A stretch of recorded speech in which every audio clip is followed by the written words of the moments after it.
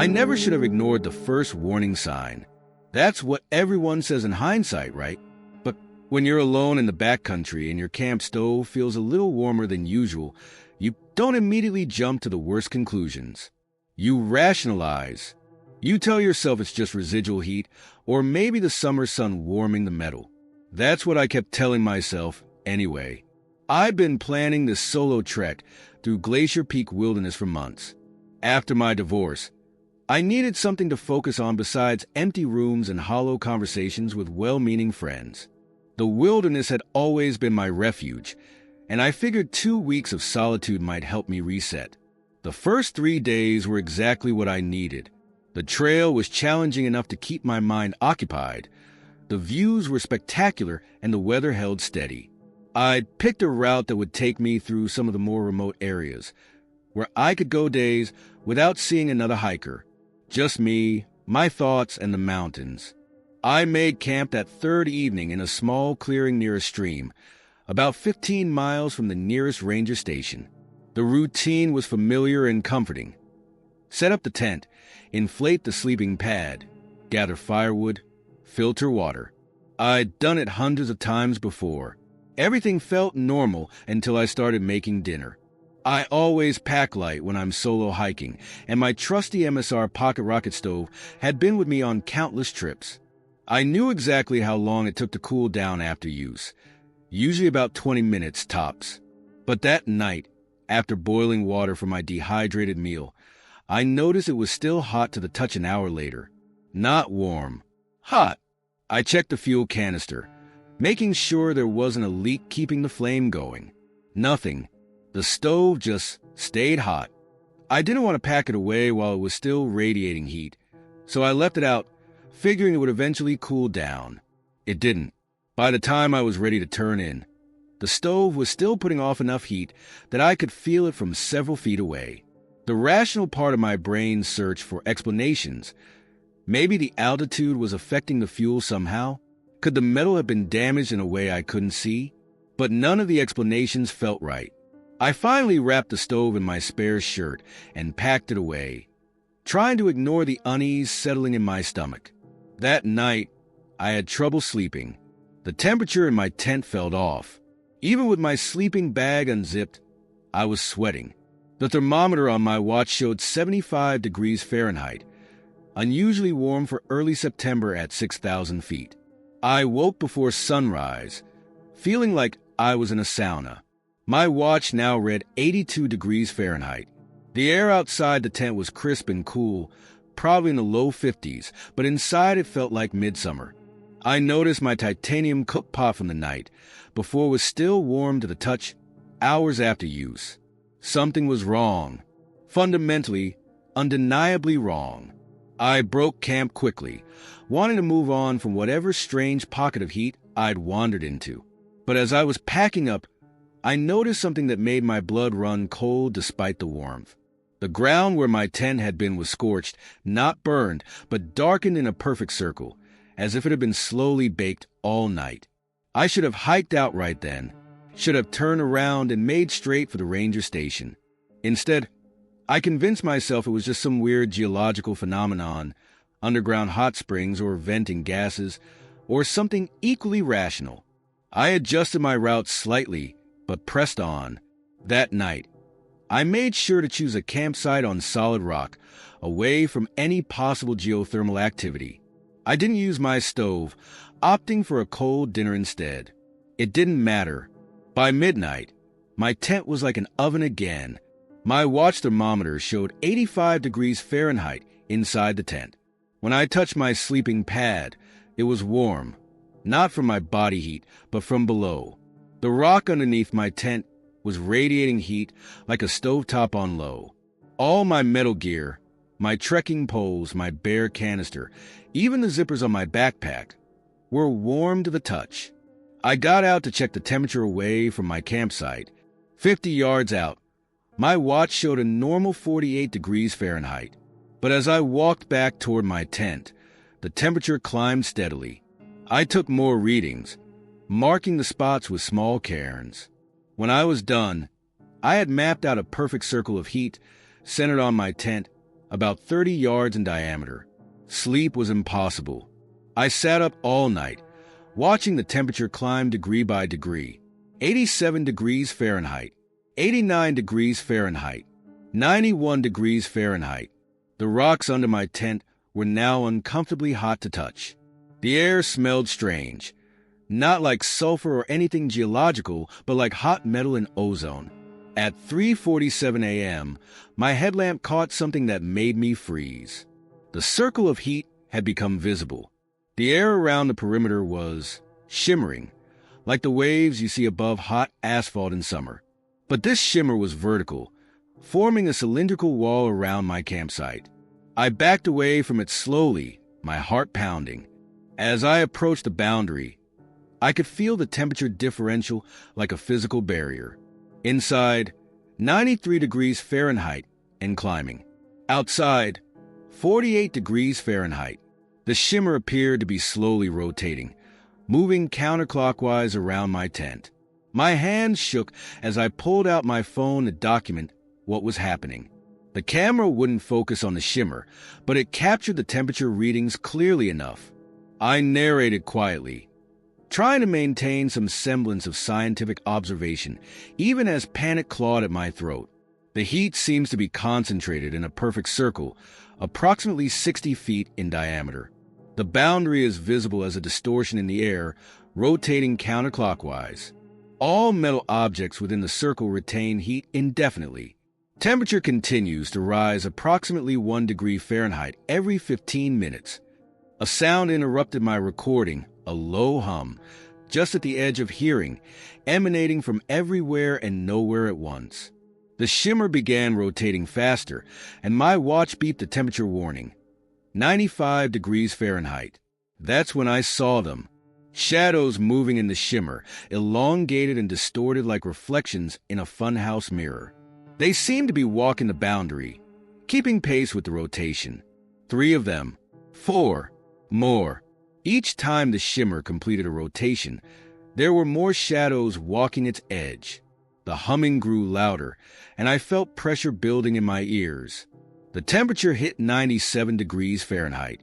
The shadows were moving faster now, almost running along the boundary. Their shapes became more defined.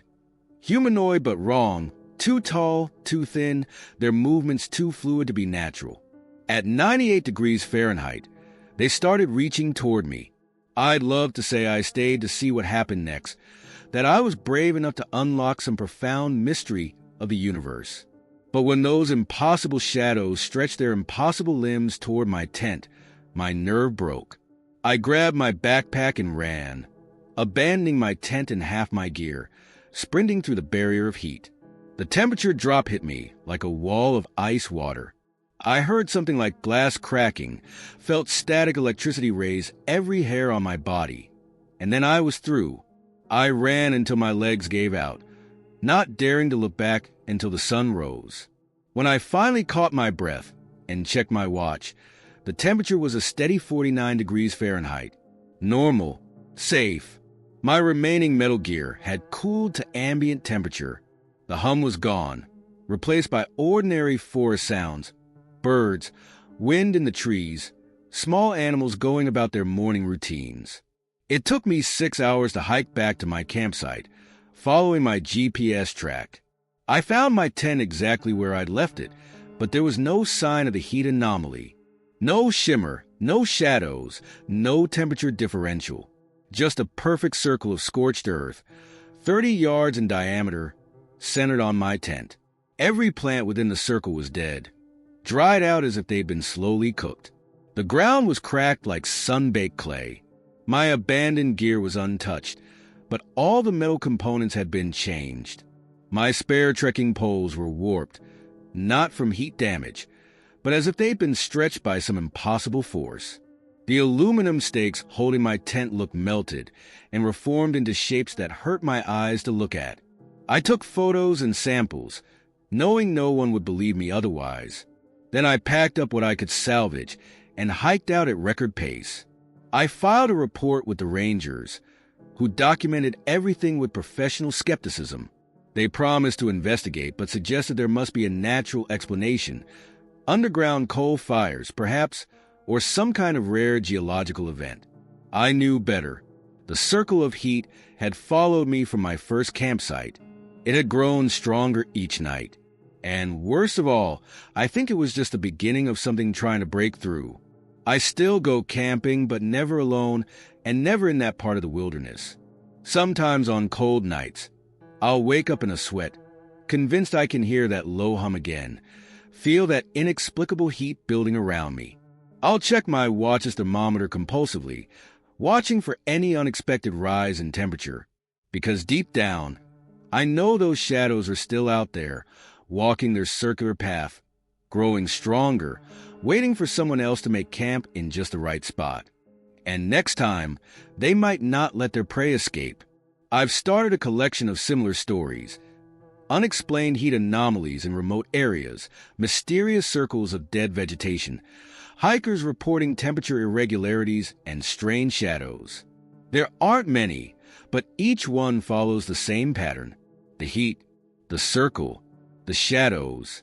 They're learning, they're spreading, and sooner or later, they're going to break through completely. Just remember, if you're camping and your stove stays warm too long, if the temperature starts rising for no reason, if you see a shimmer in the air, don't wait around to see what happens next. Run. Run as fast and as far as you can. And whatever you do, don't look back at the shadows walking the boundary of their circle, because sometimes they look back.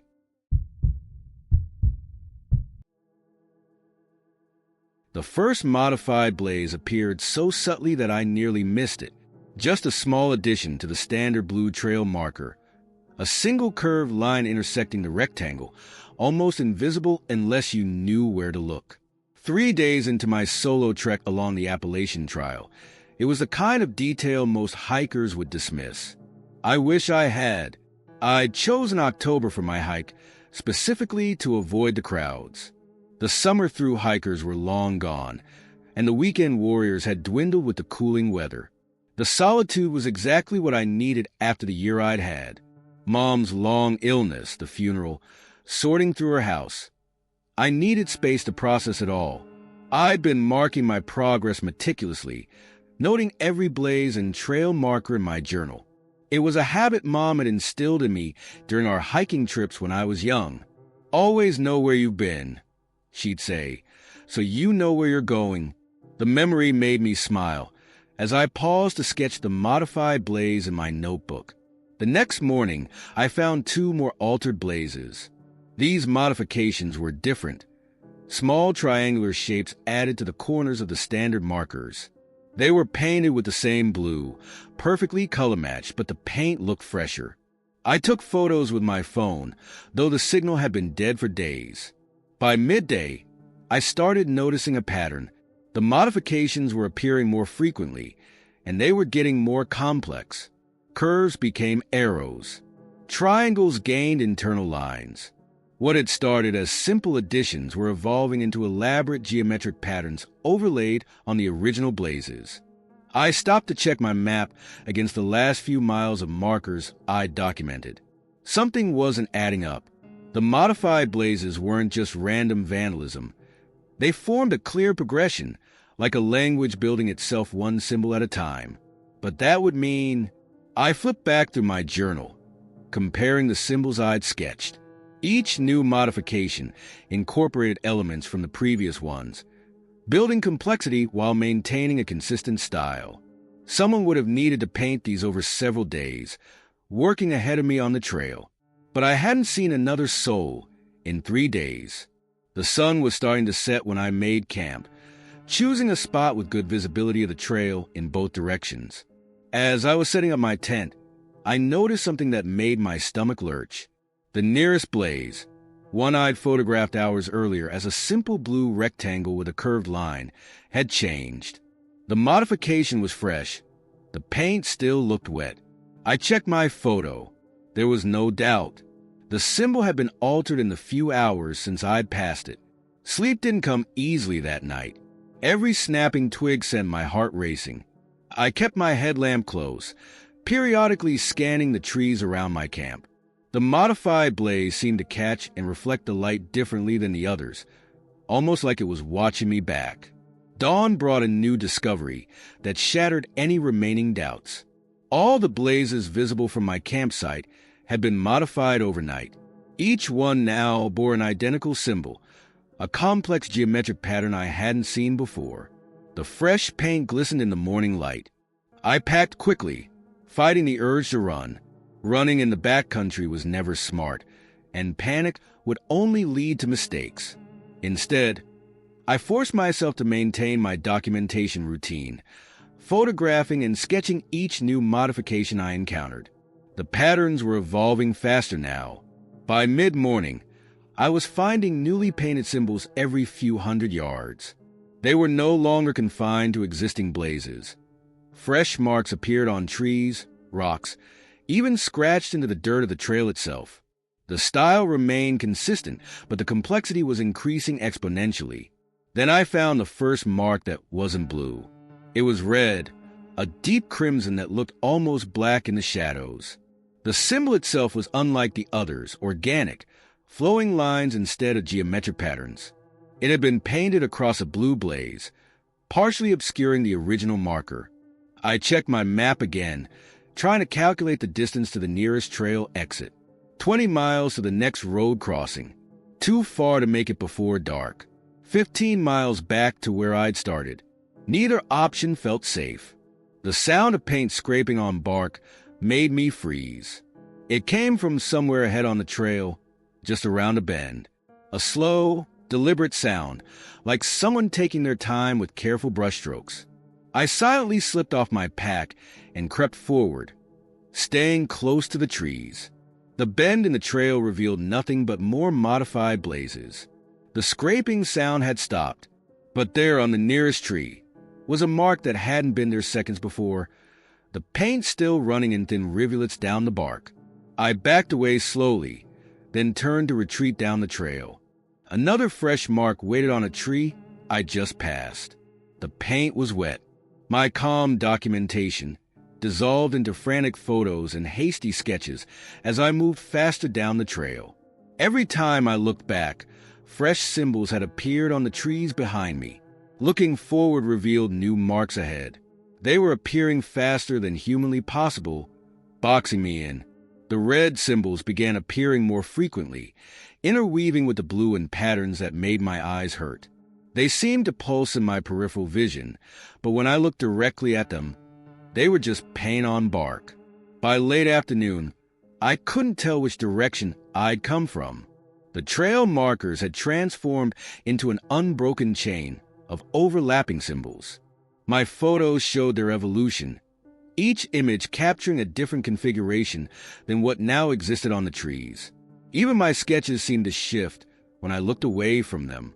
The first symbol appeared on my tent after I made camp, just a small blue mark, matching the earliest modifications I'd seen. I wiped it off immediately, but another appeared on the opposite side.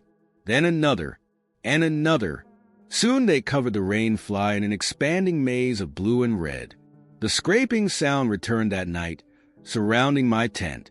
I huddled inside, watching shadows move across the walls as my headlamp illuminated the symbols from within. They were changing, growing more complex with each passing minute. The geometric patterns began to flow and twist, forming shapes that shouldn't have been possible on the flat surface of the tent fabric. I must have dozed off despite my terror, because I woke to absolute silence. No birds, no insects, no wind in the trees. Just the weight of something watching me through the symbols that now completely covered my tent. The marks had stopped changing. Every symbol, from the nearest blaze to the farthest I could see, had transformed into a single unified pattern. Even the marks on my tent matched perfectly.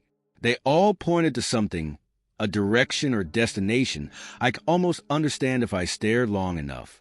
My hands shook as I packed up in the pre-dawn gray. The symbols seemed to track my movement, subtly shifting to maintain their alignment.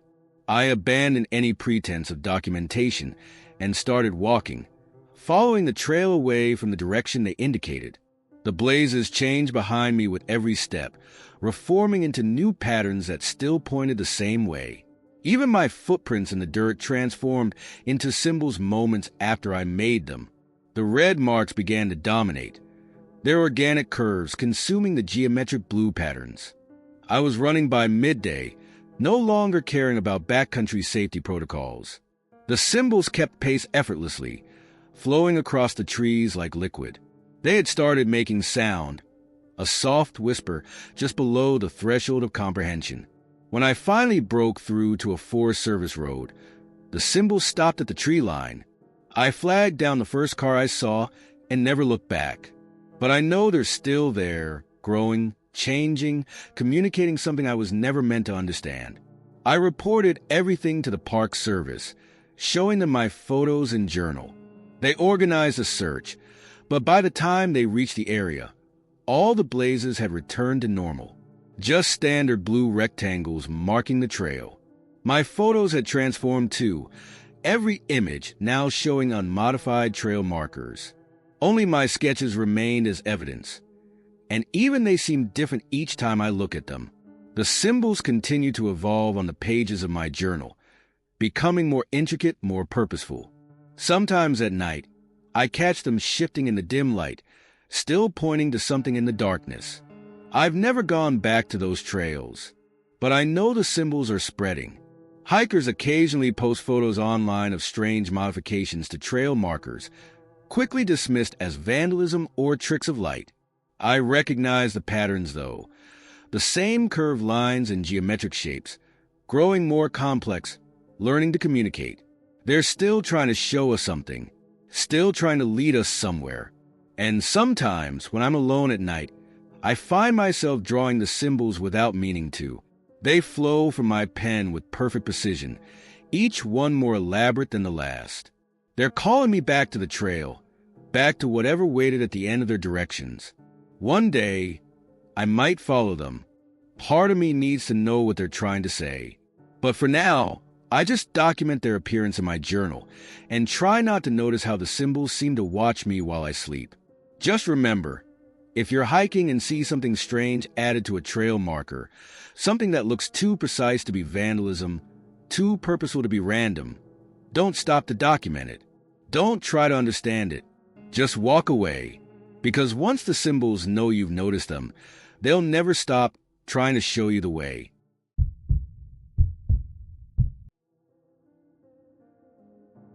The first sign that something was wrong wasn't the duplicate gear. It was a fire.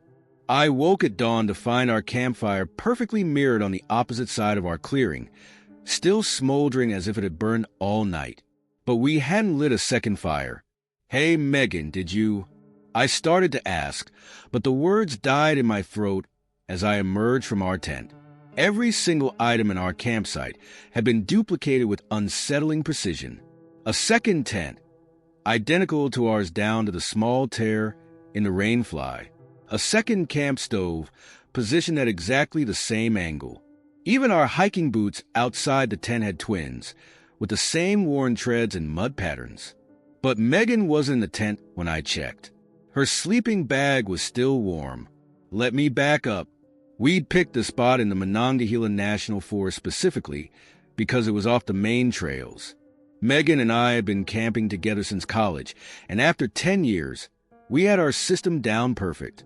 We knew how to disappear into the backcountry, how to leave no trace, how to make a site feel like it was just us and the wilderness. The hiking had been normal. 5 hours of steady climbing, following game trails and GPS coordinates to this hidden clearing we'd found on a previous trip. We'd set up camp efficiently, falling into our familiar rhythm, me handling the tent while Megan filtered water and gathered firewood. Everything was normal until it wasn't. I circled our campsite, the original campsite, trying to make sense of what I was seeing. The duplicate items were perfect mirrors, like someone had drawn a line through the center of our clearing and reflected everything across it. But that was impossible. Some of our gear was custom-made, marked with distinctive scratches and repairs from years of use. The duplicates had every mark, every stain, every imperfection reproduced exactly. Megan? I called out again, trying to keep my voice steady. The morning fog seemed thicker than usual, curling around both sets of equipment like curious fingers. A response came from the tree line. "Over here, Sarah." I turned toward her voice and felt my heart stop. Megan stood at the edge of the clearing, wearing her usual hiking clothes, olive cargo pants, blue thermal shirt, gray fleece. But 20 feet to her left, another Megan stood in the exact same pose, wearing the exact same clothes. Both smiled at me with identical expressions. "Something weird is happening," they said in perfect unison. I'd like to say I handled it well, that I stayed calm and rational. Instead, I stumbled backward, tripping over what I thought was our camp stove, but turned out to be its duplicate. Both Megans moved to help me up, mirror images of each other, then stopped when I scrambled away from them. "Don't," I managed to say. "Just, one of you tell me what's going on." They exchanged a glance. Or rather, one Megan looked at her duplicate, who performed the exact same action at the exact same time. We woke up early to get water. The Megan on the right began. When we came back, everything was doubled. The left Megan finished. Their voices were identical, their movements perfectly synchronized. Even their breathing matched. "How do I know which one of you is real?" I asked, immediately regretting the question, as both Megans' faces showed the same hurt expression. "We both are," they said together. "We both remember everything. College, our first camping trip, the time you got poison ivy and I had to drive you to the urgent care, the ring you're planning to give me at Christmas." My hand instinctively went to my pocket where the small box was hidden. I hadn't told anyone about that. "That's impossible," I whispered. "You can't both be real." But as I looked closer, I could see they were. Neither one showed any signs of being a copy or impersonation. They moved naturally, breathed naturally, existed naturally. They were both, impossibly, my Megan. The fog continued to thicken, and I noticed it seemed to be spiraling gently around a point in the center of the clearing, exactly on the line that divided the original campsite from its mirror image. As I watched, the spiral pattern became more pronounced. "It's been doing that all morning," the Megan said. "Getting stronger." I checked my phone, hoping for signal, but the screen showed a bizarre error. Every app icon had duplicated, overlapping itself slightly. When I tried to take a photo, both cameras activated simultaneously, front and back. The spiral of fog was moving faster now, and I noticed something that made my skin crawl. Small objects, leaves, twigs, bits of grass, were being pulled toward the center line. When they crossed it, they duplicated instantly, the copies flying off in opposite directions. "We need to leave," I said, moving to pack up our gear. But which gear was ours? Every item had a perfect twin, and I couldn't tell the originals from the duplicates. Even the dirt and where patterns were identical. "We tried that," the Megan said. "Watch." They both picked up their identical water bottles and tossed them into the woods on opposite sides of the clearing. The bottles flew back like they were attached to bungee cords, landing precisely where they'd been picked up. "We can't get more than 30 feet from the center line," they explained. "Everything we throw comes back. Everything we try to carry out returns." The fog spiral was moving even faster, the pole at its center becoming visible as grass bent toward the line. I could feel it too, a subtle tug, like a tide trying to draw me out to sea. "How long?" I asked. "About 3 hours since we noticed. The pole gets stronger every minute." I tried to think rationally. "Okay, if we can't leave, maybe we can call for help." I pulled out my phone again, but the duplicated icons had multiplied further, creating a fractal pattern that filled the screen. The Megans moved closer, still mirror images of each other. "Sarah, listen. We've been thinking about this. Whatever's happening, it's not just duplicating things.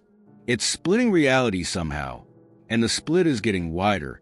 As if to demonstrate their point, a bird flew over the clearing. As it crossed the center line, it doubled instantly. The two identical birds flew on, their wings beating in perfect synchronization. "It's not just our campsite anymore," they continued. "Look at the trees." I turned to study the forest around us. At first, I didn't see it, but then the trees closest to our clearing had subtle doubles, like faint, overlapping images. The effect grew stronger as I watched, the duplicate trees becoming more solid, more real. The pull from the center line was undeniable now. Small objects were being dragged across the ground toward it, duplicating when they crossed, the copies shooting off to mirror positions on either side. "What happens when it reaches us?" I asked, already suspecting the answer. The Megans, my Megans, took identical deep breaths. "We think it already did. That's why there are two of me. And soon." They didn't need to finish. I could feel it, reality stretching like a rubber band, preparing to split again. "No," I said. "I'm not letting this happen. There has to be a way to stop it." I rushed to the center line, fighting against the increasing pull. Our camping gear was sliding slowly toward the invisible barrier, leaving parallel tracks in the dirt. The fog spiral had become a tornado in miniature, leaves and debris circling its core. The Megans tried to stop me, moving in perfect unison, but I reached the center before they could. The sensation was indescribable, like being underwater and in space simultaneously, like being everywhere and nowhere at once. I could see both sides of the clearing superimposed over each other, reality dividing and multiplying like cells under a microscope. "Sarah, don't," the Megans shouted. "If you cross the line..." But I was already pushing through, fighting against the force that wanted to split me in two. For a moment, I felt it happening. My consciousness beginning to divide, my sense of self splintering along that impossible line. Then something broke. The fog imploded with a sound like thunder underwater. The duplicate items snapped back together, overlapping and merging with their originals. The mirror trees collapsed back into single images. Reality shuddered like a camera coming back into focus. I found myself lying in the center of our normal, singular campsite. One tent, one fire pit, one set of gear, and one Megan, kneeling beside me with tears in her eyes.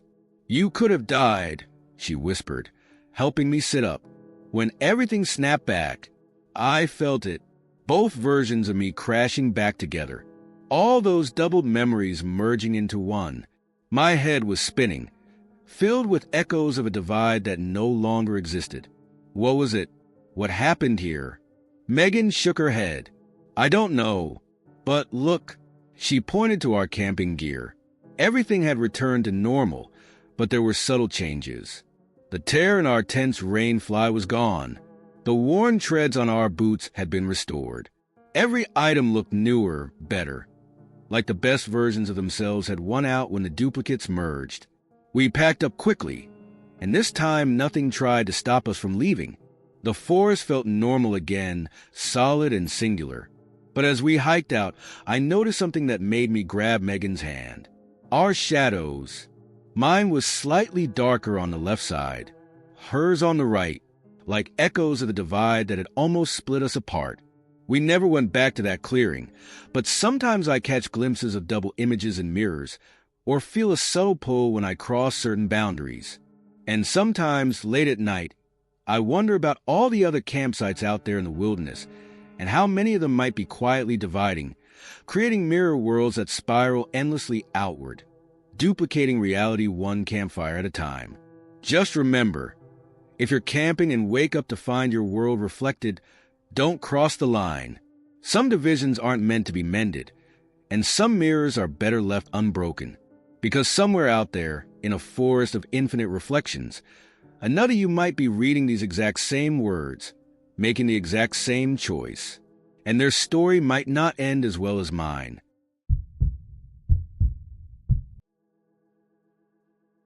Daddy, they want us to tell their story. Those words from my 6-year-old daughter Emma stopped my heart on our third morning at Blackwater Falls State Park. She was pointing at her stuffed animals, arranged in an impossibly perfect circle around our campsite, all facing inward. I knew with absolute certainty that they had been safely packed away in her tent when she went to sleep. I should have packed up right then, should have bundled Emma and her 4-year-old brother Tyler into the car and driven straight home. But how do you explain to your children why you're ending their first camping trip early? Especially when they're finally starting to smile again after losing their mother 8 months ago. The camping trip was supposed to be a fresh start for us, a way to honor Sarah's memory. She had always wanted to take the kids camping when they were old enough, while helping us all move forward. I'd chosen a family-friendly campground, packed all their favorite snacks and toys, and promised them s'mores every night. The first 2 days were perfect. Emma and Tyler spent hours exploring the supervised playground near our campsite, making friends with other camping families. We went on short hikes, told stories around the campfire, and spotted deer at dusk. They were finally acting like kids again, not the shell-shocked little ones who had watched their mother fade away. But that third morning changed everything. What story do they want to tell, sweetheart? I asked Emma, trying to keep my voice steady as I studied the circle of stuffed animals. Her worn rabbit, Tyler's dinosaur, the tiger they shared, all positioned with mathematical precision, their glass eyes reflecting the morning sun. The story of how they got lost, Emma said matter-of-factly, sitting down in the center of the circle.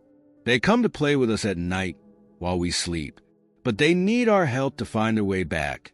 Tyler, still rubbing sleep from his eyes, nodded earnestly. They're sad, Daddy. They cry when the sun comes up. I checked our campsite thoroughly, looking for footprints or any sign that someone had been there during the night. Nothing. The morning dew was undisturbed except for the perfect circle of stuffed animals. That night, I stayed awake, watching the kids tent from my own. The stuffed animals remained where I had deliberately packed them, in Emma's backpack, zipped tight. Around midnight, I heard giggling from their tent. Emma? Tyler? I called softly. No response, just more muffled laughter and what sounded like whispered conversations. When I unzipped their tent, both kids were sound asleep, but their stuffed animals were arranged in new positions, this time forming a triangle, each toy precisely equidistant from the others. They're showing us the way, Emma explained at breakfast, rearranging her cereal into the same triangular pattern. We have to follow the shapes they make. Who's showing us the way? I asked, documenting everything with my phone's camera. The photos came out strangely blurred, as if the stuffed animals had moved during the exposure. The other children, Tyler said, the ones who got lost before the trees were here. A chill ran down my spine despite the warm morning sun. What do you mean, before the trees? Emma gave me that look that only children can give, the one that says adults are hopelessly slow to understand the obvious. Before this was a forest, silly, when it was all empty. They'd been waiting a long time for someone to help them. That night, I zip-tied the kids' backpacks closed and locked them in the car. I kept both children in my tent, one on either side of me. None of us slept well. Emma and Tyler were restless, whimpering about missing playtime. I woke to find all the stuffed animals arranged in a complex spiral on our picnic table, the zip ties neatly cut and placed in the center. The car was still locked, its alarm untriggered. They're getting impatient, Emma announced, studying the spiral. We have to help them soon, or they'll find someone else. Tyler burst into tears. I don't want them to leave. They're our friends. I spent that morning questioning neighboring campers, showing them photos of the arrangements. None had seen anything unusual, though one elderly woman mentioned that children had been disappearing in these woods long before it was a state park.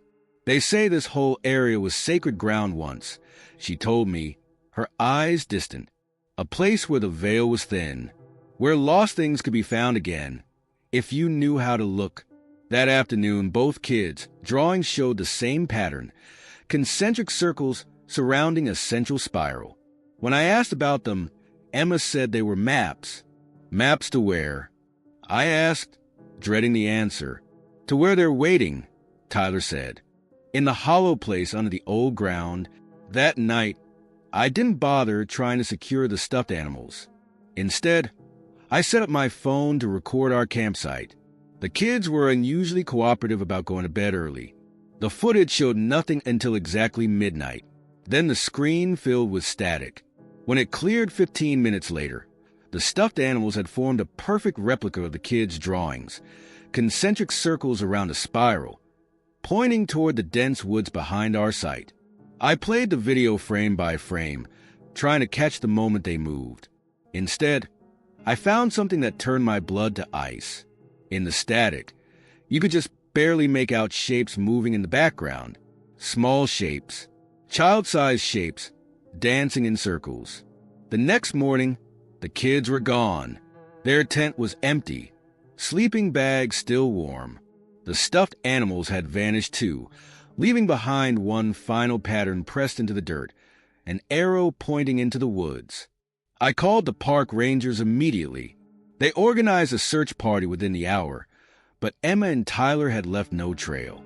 No footprints, no broken branches, no sign of which direction they'd gone. The only clue was that arrow in the dirt, which the rangers photographed and documented with professional detachment. This happens sometimes, one of them told me quietly. Children wandering off. We usually find them within 24 hours. Usually? I asked. She hesitated. There are stories, old stories, about children who follow other children into the woods. Sometimes they come back with strange tales. Sometimes they don't come back at all. The search stretched into evening.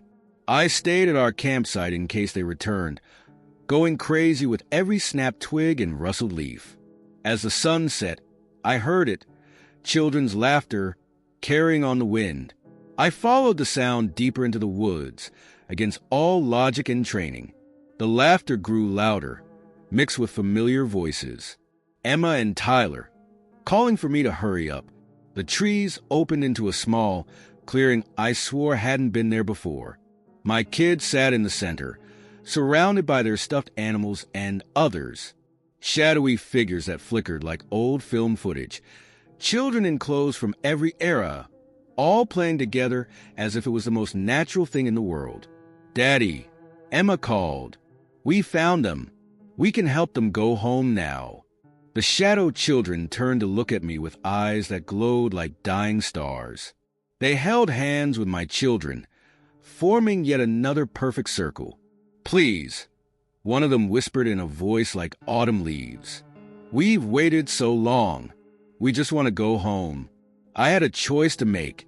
The rational thing would have been to grab my kids and run, to escape whatever ancient magic had taken hold in these woods. But I saw something in those ghostly faces. The same loss I'd seen in Emma and Tyler after their mother died. The same need to find their way back to something precious and lost. What do you need? I asked. Emma smiled.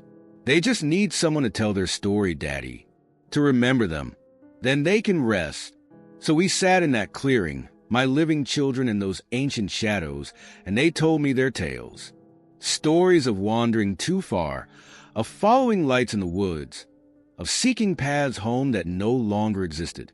With each story, one of the shadow children would smile, flicker, and fade away like morning mist. Dawn found us back at our campsite, Emma and Tyler sleeping peacefully in their tent, their stuffed animals tucked safely beside them. The rangers found us an hour later, amazed that the kids had wandered back on their own. We still go camping, but never at that park. Emma and Tyler don't remember much about that night, though they sometimes hum strange songs in their sleep. Their stuffed animals never form patterns anymore, but sometimes, when I check on them at night, I see extra shadows dancing on their bedroom walls. I kept my promise. I'm telling their story, these lost children of the hollow place. Some might call it a cautionary tale about watching your kids in the woods. Others might see it as a ghost story, best told around campfires. But Emma was right. They just wanted someone to remember them, to acknowledge that they once played in these woods, that they once had hopes and dreams and families who missed them. Sometimes remembering is enough to help lost things find their way home. So if you're camping and find toys arranged in perfect patterns, If you hear children laughing in the dark, if small shadows ask you to tell their story, listen. They've waited a very long time for someone to hear them. Just make sure you know the way back to your own campsite. Not all who wander in those woods are looking to return.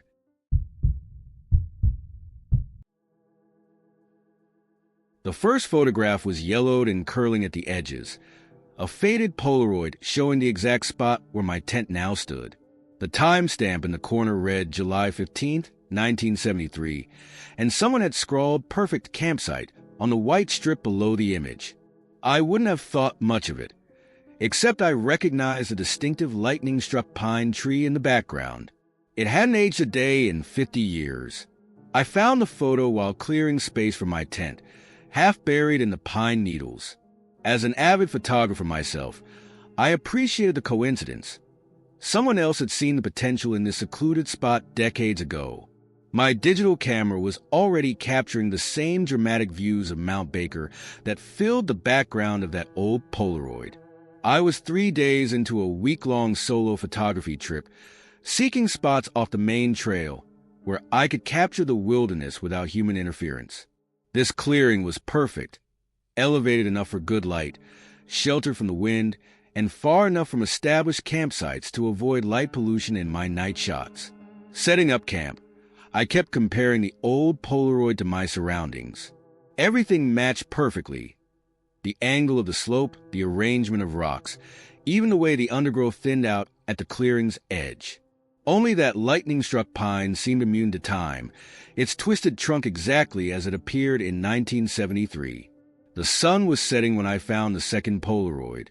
This one was dated July 16, 1973, and showed the same clearing with a vintage canvas tent pitched exactly where mine now stood. The same hand had written first night, heard strange sounds. A chill ran through me despite the warm evening air. I pulled out my phone and photographed both Polaroids, then carefully stored them in my camera bag. Probably just some old photos that had weathered the seasons, I told myself. Though the lack of degradation was odd, given how long they'd been exposed to the elements. I was reviewing my sunset shots on my camera's LCD screen when I noticed something in the background of one image. A white square lying in the grass where I'd swear nothing had been minutes before. My headlamp revealed a third Polaroid, this one dated July 17, 1973. It showed the same campsite in early morning light, the canvas tent now surrounded by strange circular patterns in the grass. The handwritten note read, "Shapes appear while I sleep." I'll admit it, I was unsettled. 3 perfectly preserved photos turning up in sequence, each dated a day apart from 50 years ago. I considered packing up and hiking out, but darkness had already fallen. Moving through the backcountry at night was never smart. Sleep came fitfully. Every snapping twig had me reaching for my headlamp, half expecting to find more photos materializing in the darkness. Around midnight, a sound pulled me fully awake. The distinctive whir and click of a Polaroid camera. My tent was illuminated briefly, as if by a camera flash. By the time I unzipped the door, the clearing was empty, but there on my tent's threshold lay a fresh Polaroid, not aged or yellowed, but pristine. The image showed my modern tent glowing from within, exactly as it must have looked moments ago. The timestamp read July 15, 2023. Today's date. The white strip below was blank. My hands shook as I compared it to the 1973 photos. The composition was identical, taken from the exact same angle. Even the way moonlight fell across the clearing matched perfectly. I didn't sleep the rest of that night. I sat in my tent with my camera ready, documenting everything. Around 3 a.m., another flash lit up the clearing. This time I was out of the tent in seconds, camera firing. My photos showed nothing but empty woods. Yet there on the ground was another fresh Polaroid. This one showed my tent from a different angle, with a shadowy figure visible through the walls, me, sitting up and taking pictures. Timestamp, July 16, 2023. Tomorrow's date. The sun couldn't rise fast enough. I spent those pre-dawn hours comparing all 5 photos, looking for any clue to their origin. The vintage ones were authentic Polaroids from 1973, right down to the film stock and chemical composition. The new ones were impossible. Polaroid had discontinued this exact type of film decades ago. As morning light filled the clearing, I found more photos scattered in a wide circle around my tent. Each one showed this campsite from different years: 1973, 1985, 1994, 2002, 2018. Different tents, different campers, but always the same composition. Always the same lightning-struck pine standing watch. The timestamps formed a perfect progression leading to the present. And now, apparently, into the future. A flash caught my attention. Another photo materializing at the clearing's edge. This one showed my tent being packed up. Timestamp reading July 17th, 2023. 2 days from now. The next one appeared before I could reach the first. My empty campsite. Gear gone, dated July 18th, 2023. They were coming faster now, materializing in sequence around the clearing. Each new image showed the spot further in the future. Autumn leaves covering the ground, then snow, then spring growth. My tent long gone, but the lightning-struck pine remaining constant. I frantically photographed each new Polaroid as it appeared. My camera's memory card filling with documentation of an impossible timeline unfolding around me. The dates kept advancing: 2024, 2025, 2030. The changes were subtle at first: slight shifts in vegetation, weather patterns, the angle of trees. Then more dramatic: new growth, fallen trees, changing landscapes. But always centered on this clearing, always with that twisted pine standing sentinel. The final photo materialized directly in front of me, making me stumble backward. It showed the clearing as it might look centuries from now, unrecognizable except for that lightning-struck pine, now massive and ancient. The timestamp was blurred, but I could make out July 15th, followed by a year far in the future. Written below in familiar handwriting, the circle completes. That's when I noticed the pattern. The Polaroids had appeared in a spiral, each one positioned precisely in relation to the others. From above, they must have looked like a giant clock face with my tent at the center, marking time in photographs. As I followed the spiral inward, I realized the photos were changing. The first ones I'd found were different now, showing new scenes, new campers. Only the dates remained the same. An endless cycle of July 15th through 18th, repeating across decades.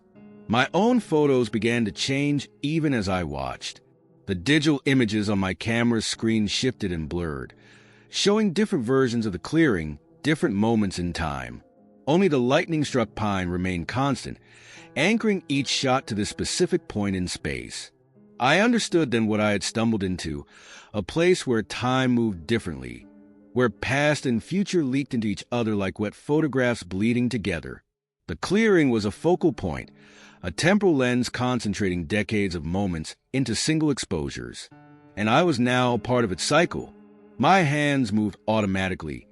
Pulling out my own instant camera, an impulse purchase I brought along for creative shots.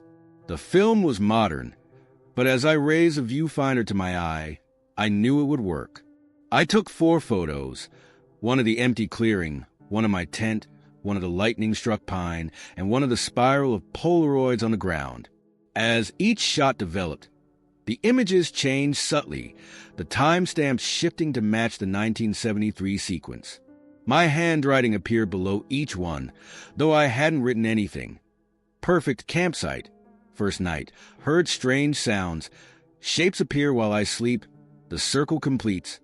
I placed them carefully in the spots where I'd found the originals, burying them lightly in the pine needles. In 50 years, another photographer would find them, fresh as the day they were taken. They would start their own sequence, their own spiral through time. I packed up quickly after that, following the future Polaroids example. But before I left, I took one last digital photo of the lightning-struck pine. By the time I checked my camera's screen, the image had already changed. Showing the tree as it would look decades from now, its twisted form reaching toward a sky filled with unfamiliar stars. The timestamp read July 15th, followed by the year I'd seen on that final Polaroid. I never went back to that clearing, but I know the cycle continues. Sometimes I look through my photos from that trip, watching them shift and change, showing me glimpses of other photographers discovering the same temporal spiral, other cameras capturing the same eternal moment. The lightning-struck pine is still there, watching over its clearing where time moves in spirals rather than lines. And somewhere, scattered through the decades, my Polaroids are waiting to be found again and again, each discovery starting a new sequence, a new loop in time's endless pattern. If you're ever hiking in those woods and find a Polaroid half buried in pine needles, look carefully at the timestamp. Then look up at the trees around you. If you see a lightning-struck pine standing watch, you'll know you found the clearing where time comes to take its own picture. Just remember to bring a camera. The spiral always needs new photographs to keep its pattern complete. And somewhere in the future, your own images are already waiting to be found.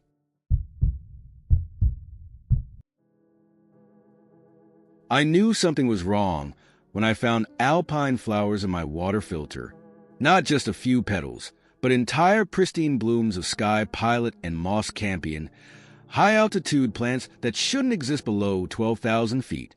My campsite was at 8,500. The delicate purple flowers were mixed with dark soil that matched nothing in the surrounding forest. I'd been solo camping and hiking this stretch of the Colorado Rockies for a decade, and I knew every type of soil from tree-lean to valley.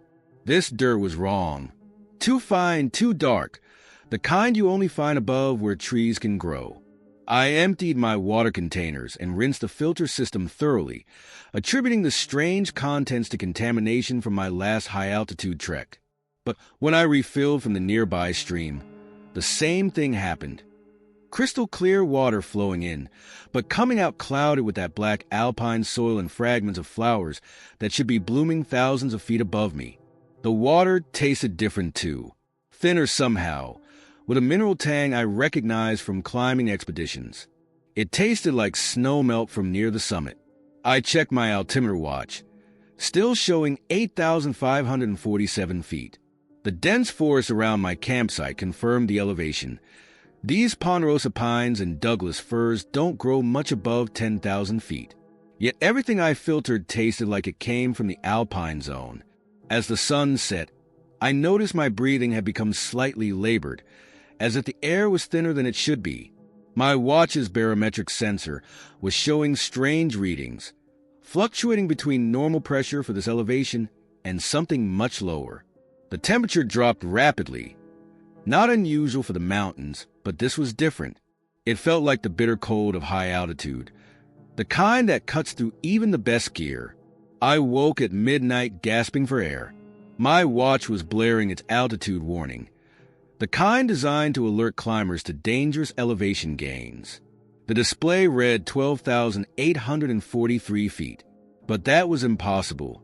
I could still see the same trees around my tent, their shapes black against the star-filled sky. The forest hadn't changed, but the air had. Each breath came in sharp and thin, carrying that distinctive scent of the alpine zone, clean, cold, devoid of the organic richness of lower elevations. My headlamp revealed more impossible flowers scattered around my tent, their tiny blooms somehow thriving in soil that shouldn't exist here. The ground itself had changed, dark alpine earth, replacing the normal forest floor. The altimeter continued to climb, 13,157, 13,892, 14,203. My mountaineering experience kicked in above 14,000 feet. You have to monitor yourself carefully for altitude sickness. But how do you handle altitude sickness when you haven't actually climbed anywhere? By dawn, my campsite had become a patchwork of elevations. The trees remained stubbornly in place, but between them, sections of ground had transformed into high alpine tundra. Delicate flowers pushed through cracks in rocks that hadn't existed yesterday. The air pressure continued to fluctuate, making my ears pop as if I was rapidly ascending and descending thousands of feet while standing still. I documented everything with my camera, though I doubted anyone would believe me. The photos showed the impossible contrast. Healthy ponderosa pines growing straight out of soil that should only exist above treeline, their branches swaying in winds that carried snow from elevation that wasn't there. The morning sun revealed something even stranger. The shadows were wrong. The trees cast normal shadows, but the rocks and alpine plants cast theirs at a different angle, as if they were thousands of feet higher, catching sunlight from a different position relative to the horizon. I tried calling for help on my satellite phone, but the signal kept cutting out. Each time it connected briefly, the emergency dispatcher said my GPS coordinates were jumping erratically, showing elevations that changed by thousands of feet from moment to moment. By midday, my tent was surrounded by a complete alpine ecosystem. The ground had become a mosaic of tundra plants and exposed rock, with occasional islands of normal forest floor. The temperature would plunge to near freezing, then rise to normal summer warmth within minutes. My altimeter couldn't settle on a reading, the numbers spinning like a slot machine. The truly terrifying part was watching it spread. The transformation crept outward from my campsite like a slow wave, leaving patches of alpine terrain in its wake. The border between elevations was visible, a literal line where thick forest soil met dark alpine earth, where humid air became thin and sharp. I packed up quickly, planning to hike out before things got worse. But as I crossed one of the transformed patches, my body felt the full effects of the phantom elevation. My movements became sluggish. My breathing labored. Each step felt like I was climbing at 14,000 feet, despite still being surrounded by trees that proved I was much lower. The border of the affected area had expanded to about a quarter-mile radius, creating a dome of high-altitude conditions centered on my former campsite. Looking back, I could see the strange overlapping of ecosystems, alpine flowers blooming in the shade of trees that shouldn't be able to survive at the elevation the flowers required. As I reached the edge of the dome, I felt tremendous pressure in my ears, like descending thousands of feet in seconds. The transition was visible in the air itself, a shimmer like a heat wave where normal atmosphere met the thin alpine air. My satellite phone connected just long enough to reach search and rescue. I reported my location and tried to explain what was happening, but the call cut out as another wave of elevation change rolled through the area. They found me an hour later, huddled at the edge of the affected zone.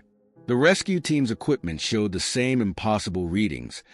Normal elevation outside the dome, increasing dramatically as they approached its center. Their altimeters and GPS units went haywire, showing readings that would place us higher than any peak in Colorado. The incident report called it a localized atmospheric anomaly, but that didn't explain the soil, the flowers, the entire ecosystem that had transplanted itself thousands of feet below its natural range. It didn't explain why, even weeks later, that section of forest still exists in two elevations simultaneously.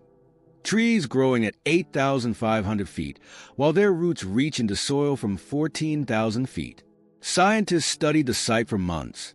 They found that the alpine soil contained minerals matching samples from the highest peaks in the area. The flowers were genetically identical to populations growing thousands of feet above. The air pressure and temperature within the dome continued to fluctuate between elevations, though the affected area stopped expanding after reaching a half-mile radius. They developed theories: a unique atmospheric phenomenon, a quantum anomaly, a temporary warping of space-time. But none of their explanations covered everything we observed.